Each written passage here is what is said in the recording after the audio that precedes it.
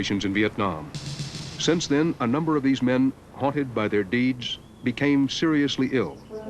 He asked us to call him only Steve.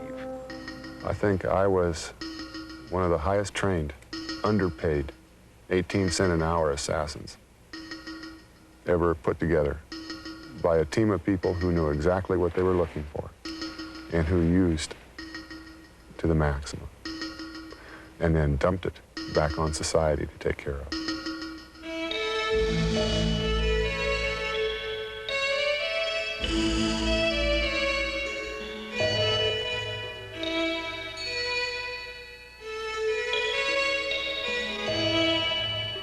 In Vietnam, I saw and did the most violent, cruel things. After a while, you get where it's almost a rush. It's almost a high to be hurting people over there like that. And you come home and then you're told, stop. No more. Washington State has more Vietnam veterans than could be statistically expected, about 200,000. A number came here because they wanted to live in isolation, hidden in the wilderness. We came to find them, sufferers of a psychological disease called post-traumatic stress disorder, PTSD.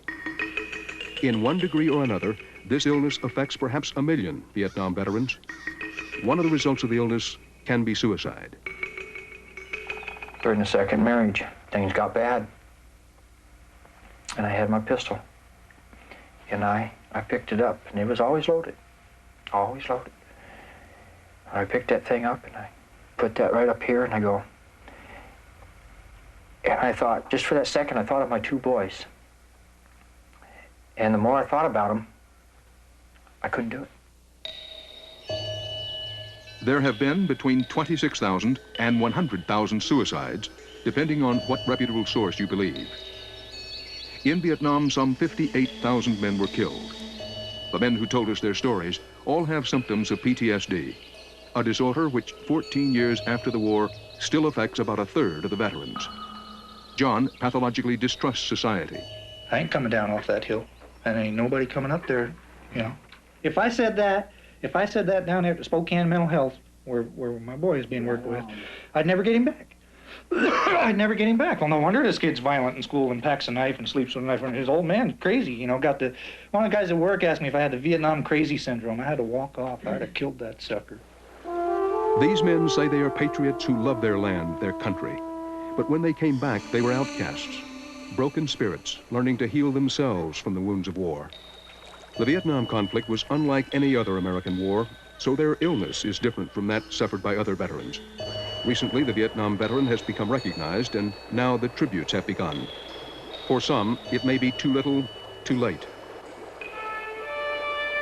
Well, what happened to flag, country, duty, honor? No matter how you tried to hold those values, it was compromised, totally compromised at times. When they have Veterans Day parades, do you go? No. Take part in them? No. I'm afraid to go to people because I've been institutionalized all these years. See, if I go to the community now, nah. If this way these people have to be, these humans have to be in America, I guess I lost the country I fought for. I don't want them to have my stress and my burden, so I'll stay up here and hide. They came out of hiding to talk to us, and talking sometimes takes more bravery than fighting. After the killing stopped, the illness surfaced. PTSD is a syndrome that ranges from nightmares to suicide. This illness is not confined to the state of Washington. It's all over America. We tell you a story of hidden illness, perhaps your own story, of the wall within.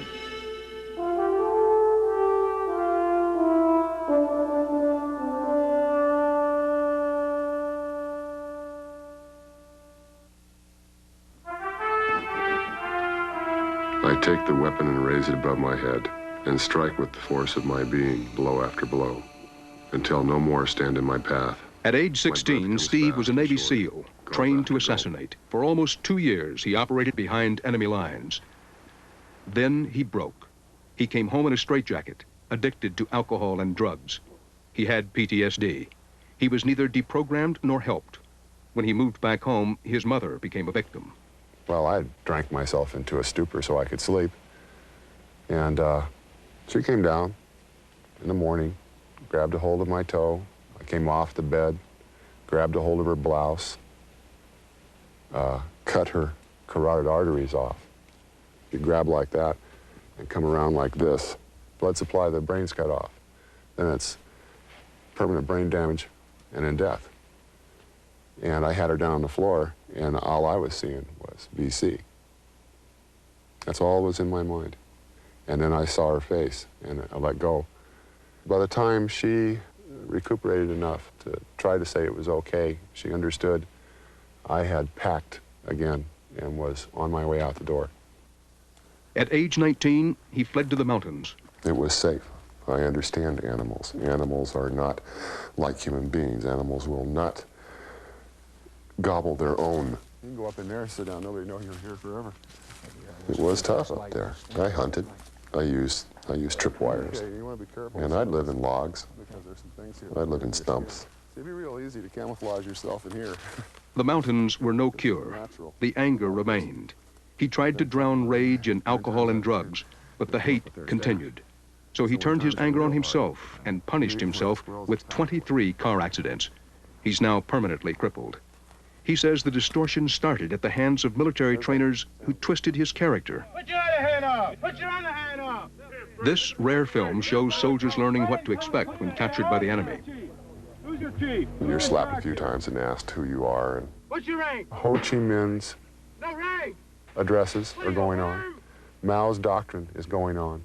They're beating you for days, and they'll come in, line you up against a wall, and use Kalashnikovs, AK-47s, and fire blanks at you. You don't know they're blanks. Oh, looky here, looky here! Then you're beaten, Come on, doggy! and had to crawl through a 20-foot trench of human excrement.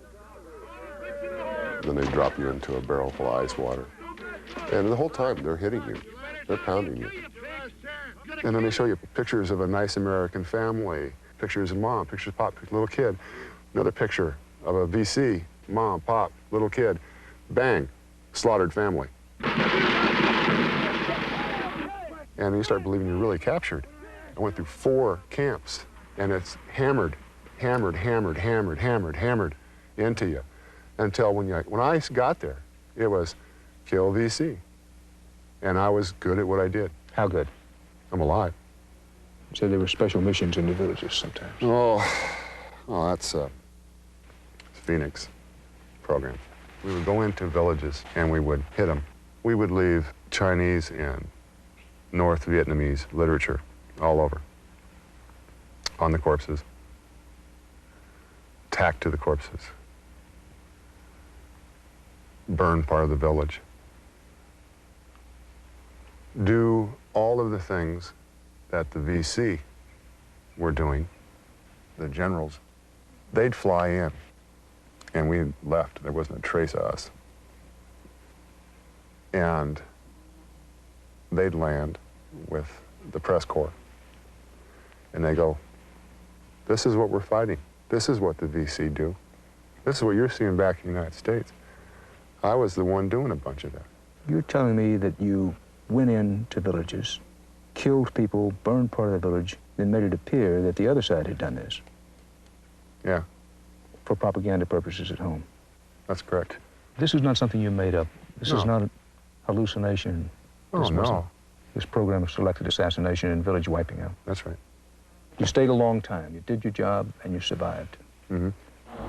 But then something happened. I couldn't kill anymore. And I said, that's it. I can't do it anymore. I cannot do this. I can't justify this. I can't do it.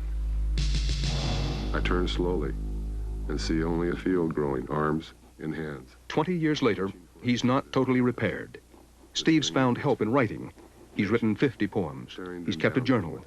He's had 1 disastrous marriage. 1 family destroyed because his wife and child were terrified by his rages. A second wife and psychological therapy, which he paid for himself, finally dampened down the fires of anger. As best he can, he's remaking himself. Came to the realization that I was not going to have a family. I wasn't going to have anything unless I could change me, unless I could get over the anger and get over the suicidal fits of depression. I started seriously working on myself. It's been a hard road. Facing your own shadows is a tough one. I'm still working on it. You know, I'm going to be working on it the rest of my life. The day he came out of action, Steve knew he was sick. He knew combat had made him different. He asked for help. That's unusual. Many vets don't. They hold back until they explode. What to do? Port Angeles, Washington on a Wednesday night. A simple treatment. Outreach. Find the vets, bring them together, have them talk about it if they can. When we went on this one mission, we were getting out of the helicopter, and all of a sudden there was a bunch of rockets going off. Some talk, some listen.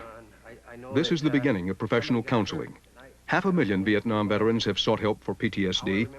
What they can't say to the men who didn't go, what they can't say to their families, sometimes they can say to each other. I have to get up at night, and I have to sit down, have a cigarette, and just to have some milk, just to calm my stomach down and my nerves. That's a nightmare. Not all join in. Some can't speak out yet. Over a period of time, it seemed like the entire world was watching me. Is that why you spend so much time in this room, small room, shades drawn? Sometimes the pressure of a typical household doing its typical thing. He's overtense, excessively alert. The pressure of where you feel like you're going to blow up. He sleeps at most 2 hours a night. I've learned to leave the situation alone. George's symptom is called hypervigilance. Come to this room. If I can't take it in this room, I leave here to anywhere where I can be left alone. Is that why you drive around at night? Yes. At the beginning, he drove through city streets, but now he drives aimlessly for hours through these Washington hills. His family sleeps. During Vietnam, he did 3 tours on an aircraft carrier. A lot of night duty. On the Ticonderoga, accidents did happen. You're constantly facing the danger of being sucked in the aircraft. In 1 minute, and I caught myself doing this too, thinking, my God, in 1 minute, I almost died 7 times. A couple of seconds, I had been in the wrong place at the wrong time and was blown off the flight deck, just like a rag doll through the air. I knew I was cut up. I knew I was hurting. I just simply got up, and I went right back out on the flight deck, more out of anger than anything else. Did you lose any friends in Vietnam? Yes, on the flight deck, night operations, recovered aircraft, prop job. He was directing it or waiting for it to be directed. I can't recall exactly. And what happened?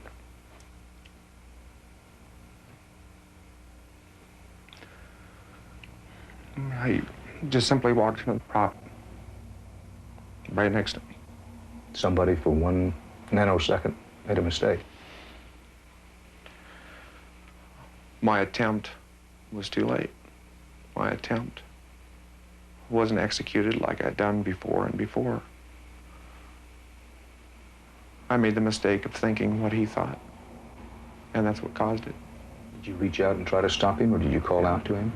I just reached out half-thinkingly, and because I thought that he was aware when he wasn't aware. George feels a man died because he was not alert enough. He'll never leave his guard down again. Always vigilant. That was the trauma. George tells us the aftermath. You become to feel very outcast. I felt that very strongly. And you look anywhere, really, where you fit, and it doesn't happen. It does not happen. I've found that I'm leaning real heavily of not really having anything to do with society than as absolutely necessity. At first, most psychiatrists thought men like George had weaknesses that came out of their childhood and that they would have had psychological problems even if they had not gone to Vietnam. Now, the American Psychological Association says that PTSD is a disorder brought on by the war. Had George not served, George would not be ill. That's what the people in town told us, too. Do you feel angry? Angry? I still feel angry. It was as if it was a big joke over there. You didn't feel it was worthwhile? No, definitely not. You didn't feel it was a contribution? I felt that my contribution for what I did was a total waste. Absolute, total waste. And what I did contribute, I gave my soul, my heart, and effort to where my life didn't matter over there. To that degree. 3 tours. He told more than he wanted to. Those who treat the experience say he's got to get it all out before he'll start healing. Meantime, he drives. I got to cool the feeling that not to explode and do something that I'll just be guilty for again. You're saying when you leave here and you drive out, you can put the guilt behind you, or you just don't care anymore? I quit caring. I get the feeling that I might not come back, or I just may say to hell with it and end it.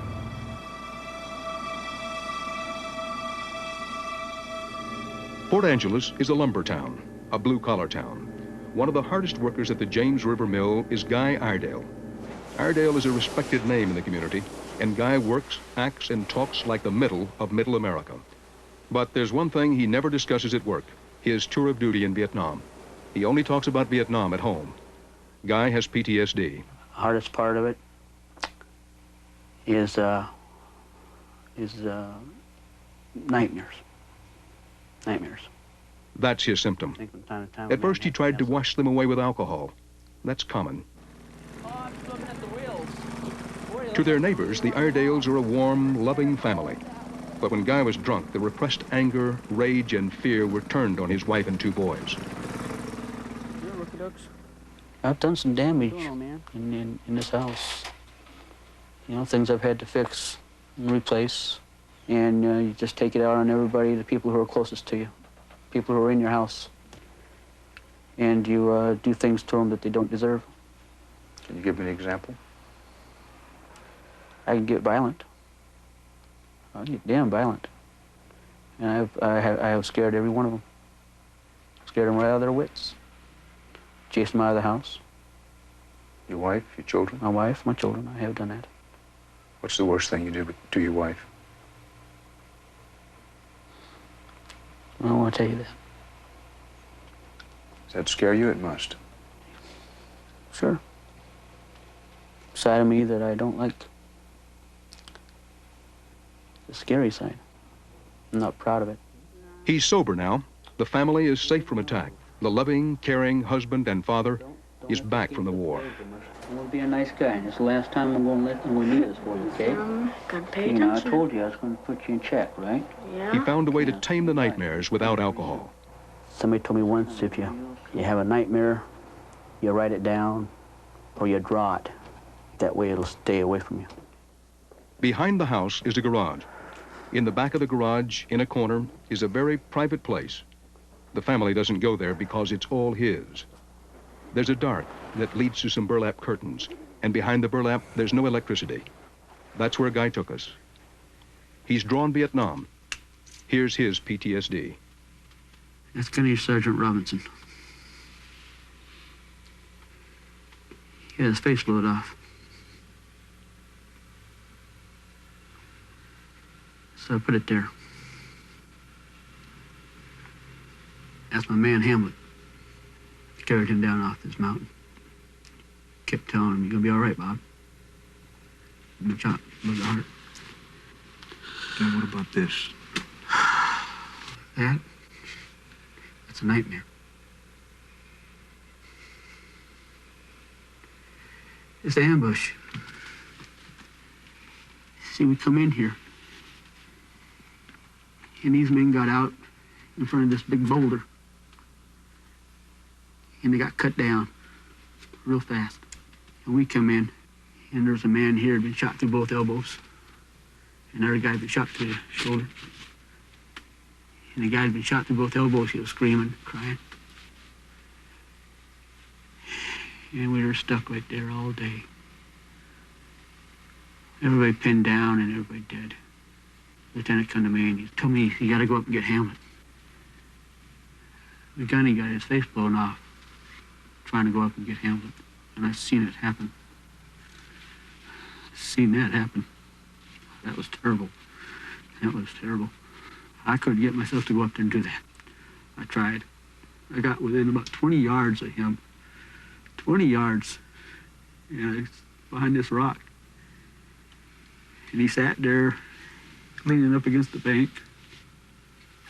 And he looked at me, waiting for me to come and get him. I couldn't do it.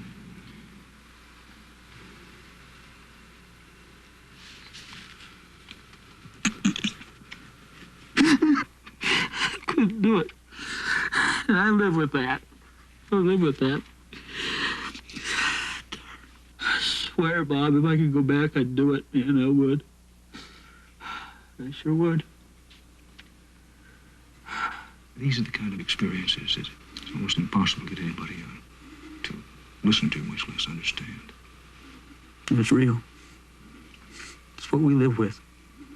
That's what this does. That's what this is all about. That's what this is all about. That's why I'm sitting here telling you this and showing you this. Because it's real. And people got to know it. You got to realize it. Now, I don't take this down to work. Guys down at work are going to be shocked when they see this, and, you know, but it's real. And there are guys out there who live this every day.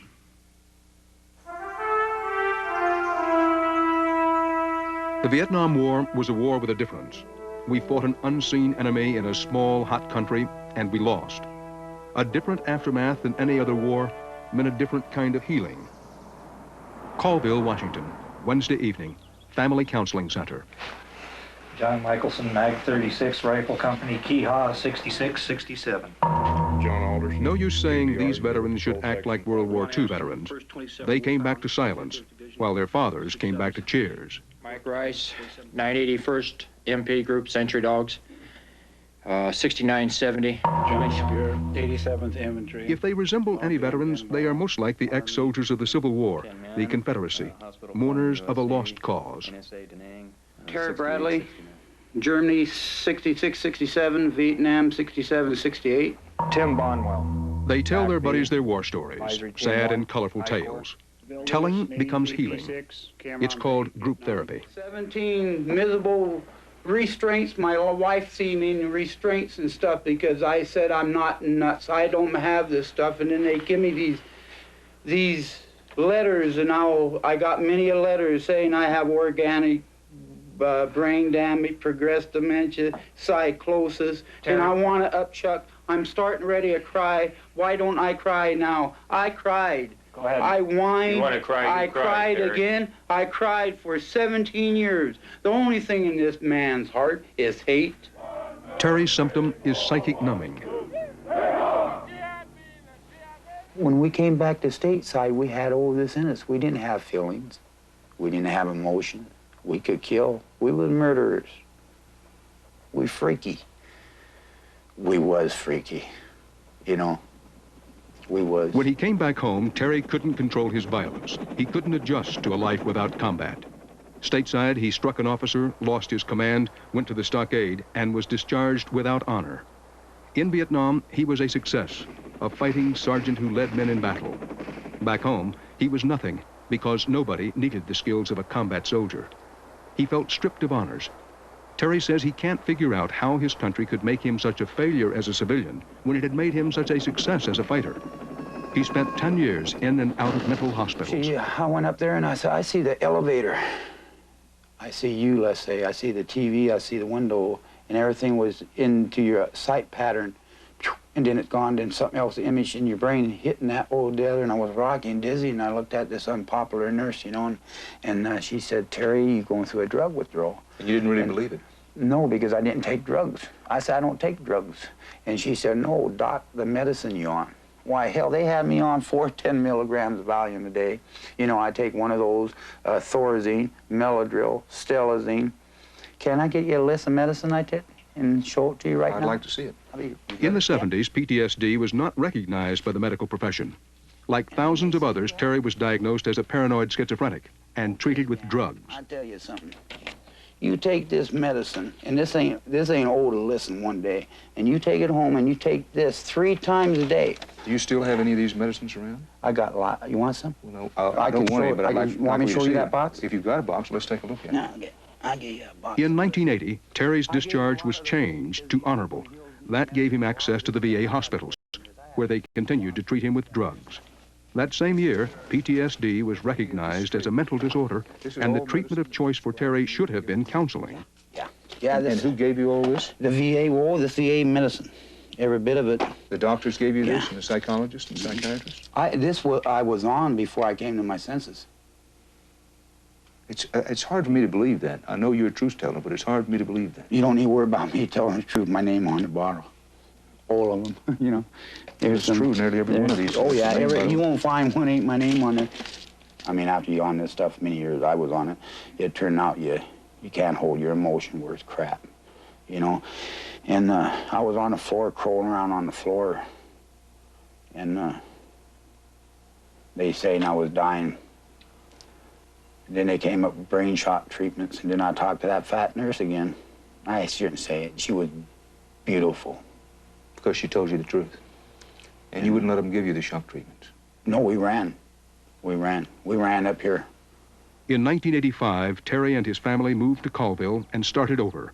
Using all their savings, they began this house. The money ran out. The house stands unfinished. Terry earns no money. The government sends him checks. He gets $931 a month from Social Security and employment disability. Another $400 comes from VA compensation for PTSD. Terry doesn't work. Massive drug therapy medication has left him with organic brain damage.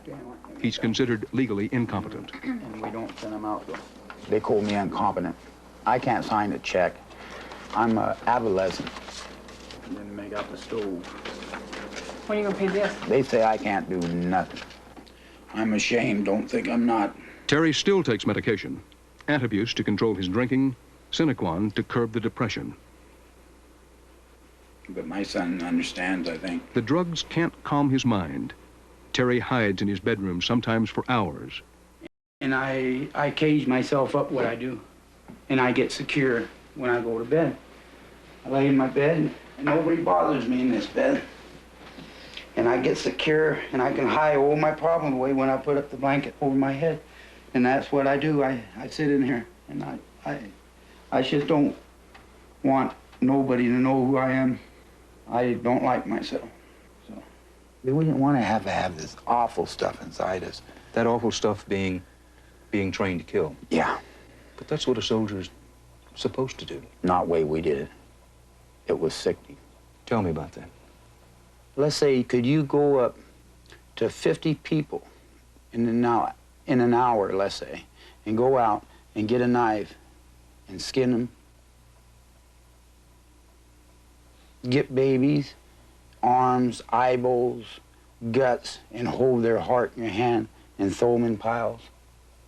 Could you do this for 1 hour of your life? Just stack up every way a body could be mangled up into body, an arm, a tit, an eyeball, a soldier that turned over that don't have no face, guts, maggots if they've been there more than a day, whatever, and the stink and the smell and stuff like this, and then pile them up and do this just an hour, let's say, and not have this inside you all your life.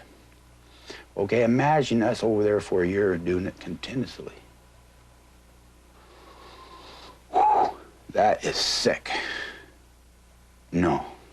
And not be debriefed when we got back. Not to be debriefed and learn how I say, hey, this the balloon, this water, this good. We came back, there was nothing good. You've got to be angry about it. I'm suicidal about it. I don't want to live. But I told my boy I would not cry. And I'm at a point of it now, and I'm correcting myself. I will not cry. I don't want to have to be nobody all my life, but I want to be able to come home with some dignity. Meantime, Terry depends on the trees and earth to protect him. At night, he retreats to the woods behind his house and calls out his pain. And I go up there and I lay in seclusion, and then nightfall comes, and after nights and I howl. brings out the pain, the hurt, the sadness that happened throughout this 20 years.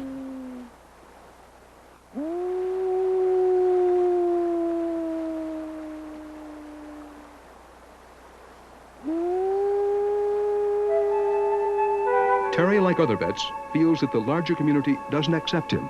He's afraid of them, they're afraid of him. The water doesn't do anything. The person administering the baptism doesn't do anything. It's already been done. He feels most at ease with other vets. At his baptism, he was surrounded by members of his rap group and their families. I baptize you in the name of the Father. The administering preacher is also a Vietnam veteran.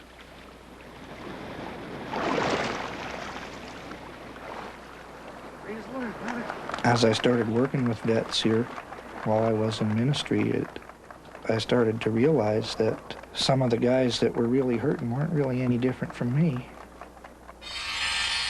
Preacher John did one tour of duty as a combat Marine.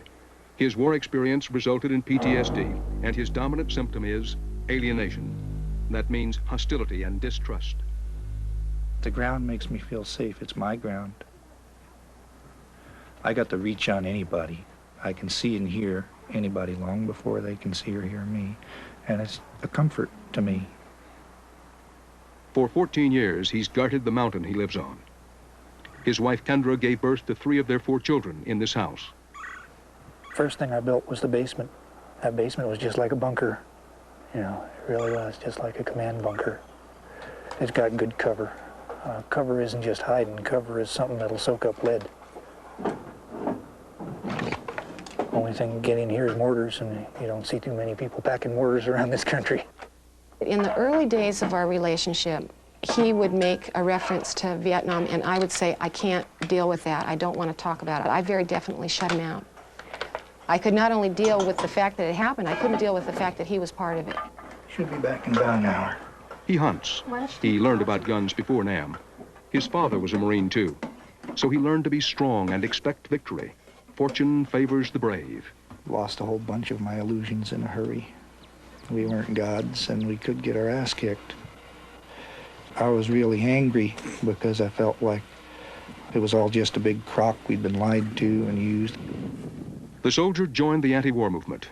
When he returned home, he demonstrated against the Vietnam War. He harbored deserters and was hunted by the FBI. Life on the run gave John an adrenaline rush, just as it did in Vietnam.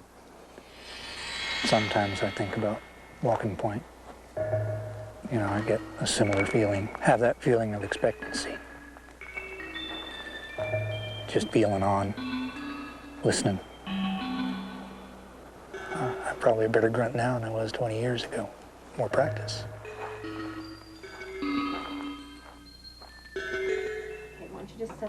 He's never hit out in a really destructive fashion with either me or the children. I've been very grateful for that, because that's something that vets have a real problem with. Kendra, did you find that paper? Oh, I'm sorry, honey, I forgot. Just a second, let me go look. When I'm in my corner, I've got all my books there.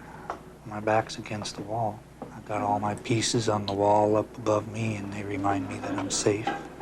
I can lose myself in that little tiny piece of a little tiny room. Nobody wants to reach in there. You've put up no trespassing signs all over the place. You've made it very plain, don't mess with me, man, I'll bite your head off. I won't say it again. He and Kendra have always paid their taxes. He's always had a good job and taken care of his family. He decided to become a minister, graduated from divinity school with honors, but lost his parish because of family problems. He had worked in the sawmill before, and he went back to it. One thing causes trouble. John can't tolerate authority. Above all, he doesn't trust his government. He knows he needs counseling, and so he'll accept that help. But although the VA might also pay him benefits for his illness, he won't even apply. No, dishonest people. They don't know what's happening.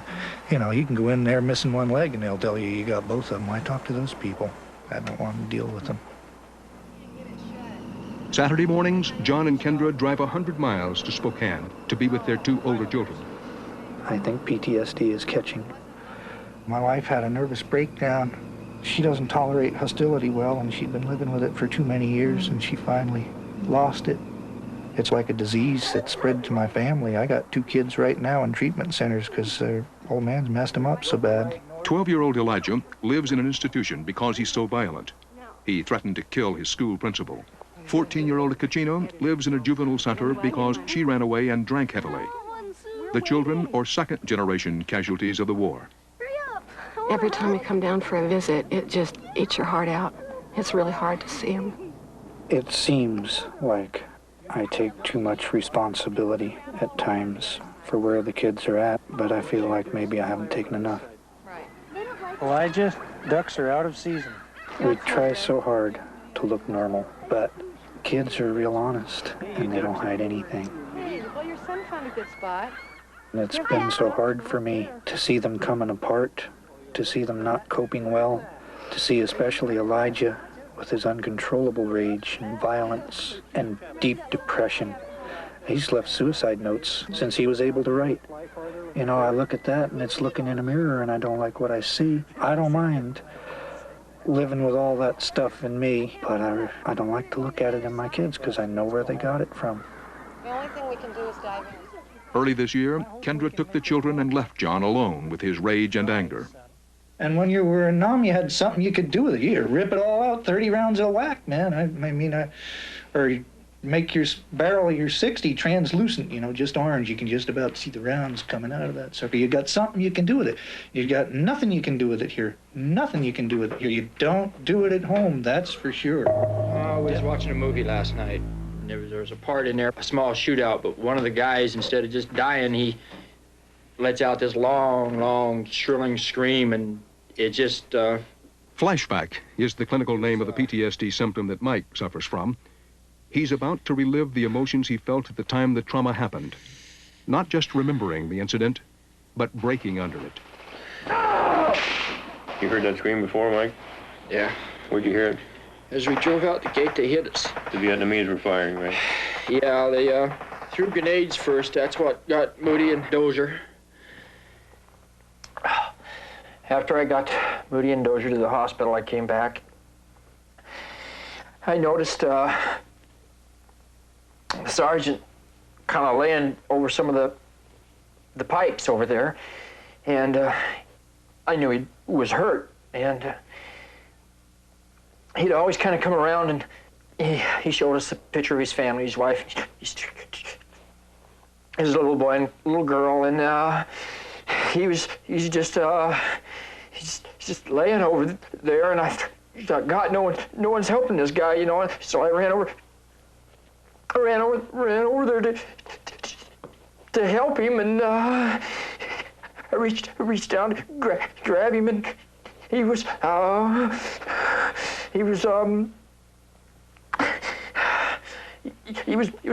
in half.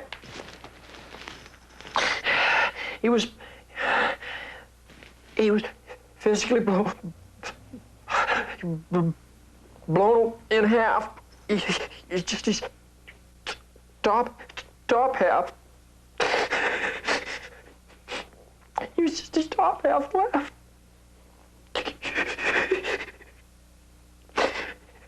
And I just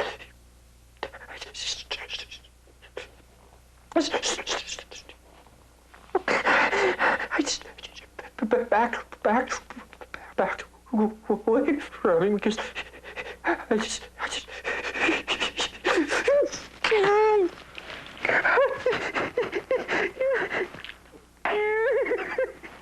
He's healing.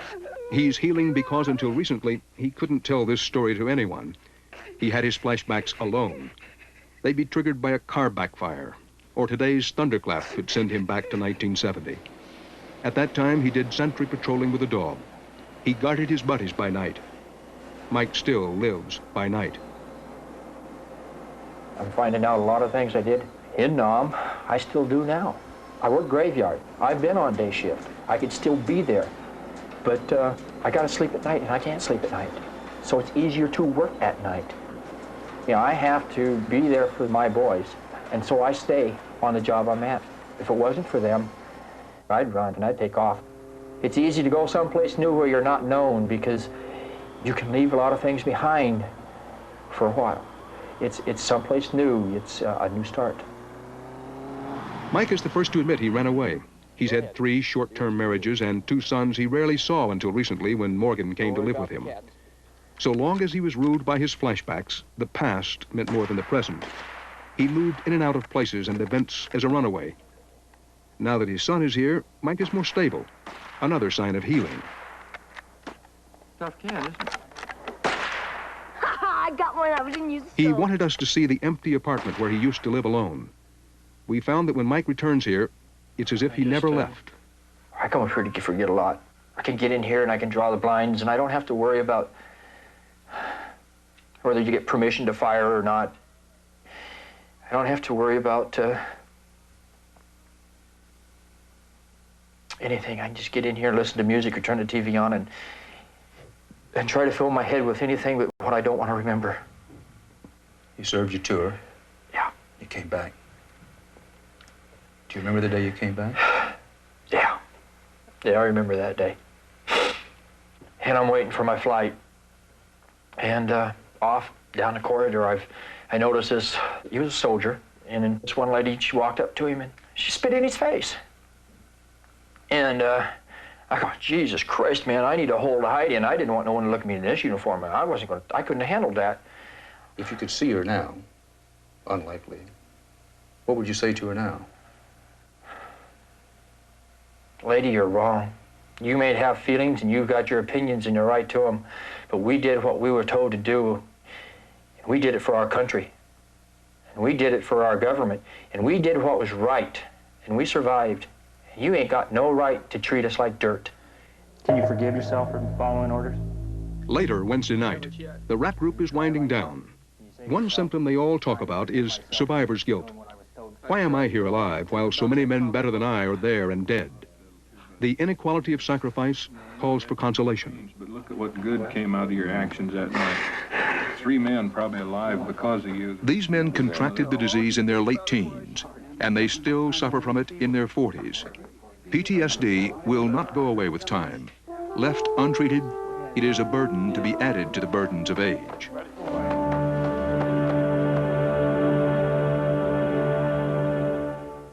Just before dawn on a windy night, 3 men you've met in this report came to see the Vietnam Memorial in Washington, D.C. at our invitation. They stopped first at a statue built for veterans who ask recognition for the deeds of the American military. They found the comradeship of soldiering. Stepped out and looked at it.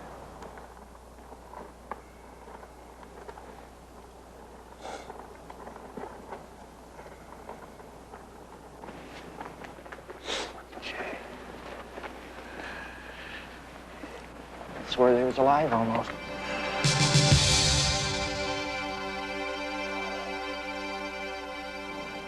This book lists the location on the wall of the names of the men who perished. John wants to find the placement of Ralph Knutson, who died in his arms. The name Terry is looking for is Ventline, a soldier who was torn to pieces in front of him.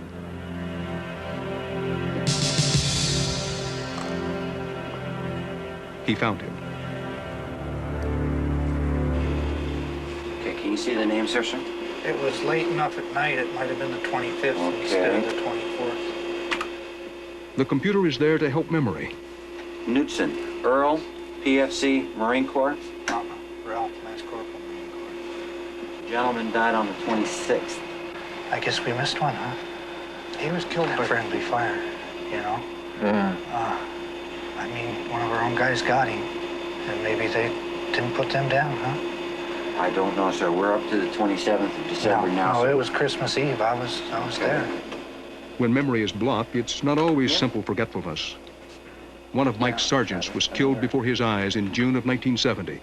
He's been haunted by the fact that he's forgotten the man's name. Matthews. June 3rd, 1970. Edgar Donald. Forgetting, he killed him more. And we'll continue on, sir. That's yep.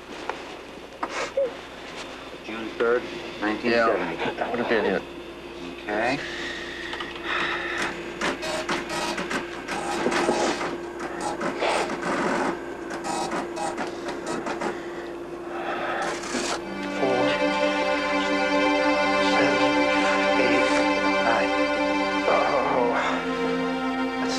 For years, America shut out the Vietnam experience.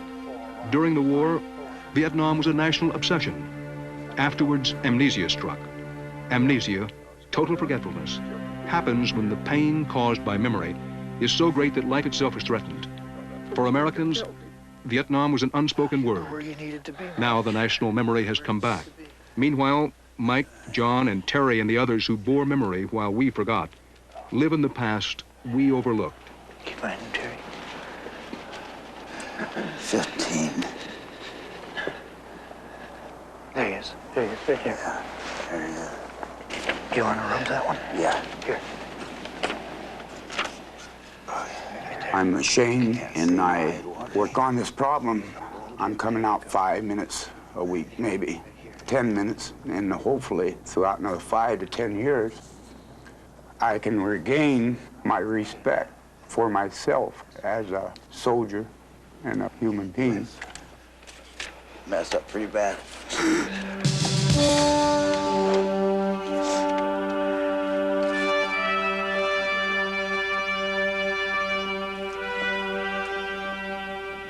My God, what a scar.